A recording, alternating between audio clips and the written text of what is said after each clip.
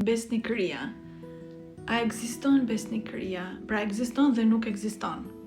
Në qoftë se flasim për besnikëri 100% të pastër fare, ekziston vetëm kur, për shembull në një marrëdhënie, vetëm kur e zëm është një mashkull shumë i lartë, shumë i ditur, ka dituri, të këshillon, të jep këshillat më të mira dhe këshillat që ti të thot ti bësh, ty të dalin më të vërtet të mira, ajo gjithmonë do të jetë besnike, me zemër, me shpirt. Pra, besnikëria qëndron edhe për shembull në kohët e arta, po të kthehemi pak, sistemi guru kul, domethënë kishte një guru, një mësues shumë i lartë që quhej Rishi, ishte shumë i lidhur me hyjnorën.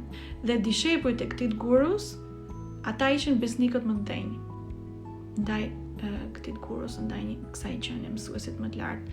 Ose edhe një mashkull në një çift, për shembull, kur femra është i jep këshilla, sigurisht edhe mashkulli e ndjek, ai do të jetë besnik ndaj saj.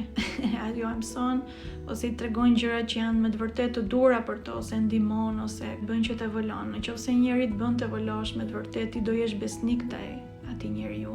Tani besnikëria maksimale, besnikëria supreme që ekziston në këtë botë, është besnikëria që dikush, një qenie, çfarë do lloj njeriu, ka ndaj hyjnores. Domethënë hyjnis ose Zotit suprem. Besnikëria e përsosur, besnikëria kalon kohërat, kalon epokat, kalon reinkarnacionet, superon gjithçka. Besnikëria ndaj njerëzve të zakonshëm në përçift ose kështu është 30%, 50%, diçka e tillë. Nuk është e përsosur, se nuk e bën nga zemra.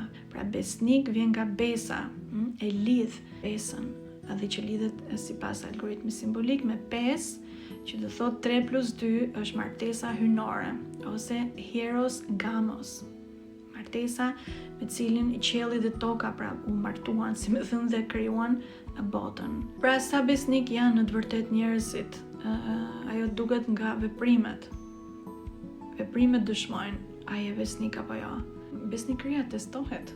Në kalimin e kohës, universi të teston, të shikon a je me të vërtet besnik ndaj këtij personi apo kësaj qenie? Dhe nëse nuk je ose thyet dhe me të vërtet a ja vlen besnikëria jote te kjo qenie që nuk të bën të evolosh ose nuk të ka shërbyer për ndonjë gjë, kush e di se çfarë, ndoshta të ka dhënë më shumë dhimbje dhe vuajtje. Pra besnikëria testohet për të parë nëse vërtet je besnik ose edhe për të parë a ja vlen me të vërtet besnikëria dhe humbja e kohës tënde për këtë person.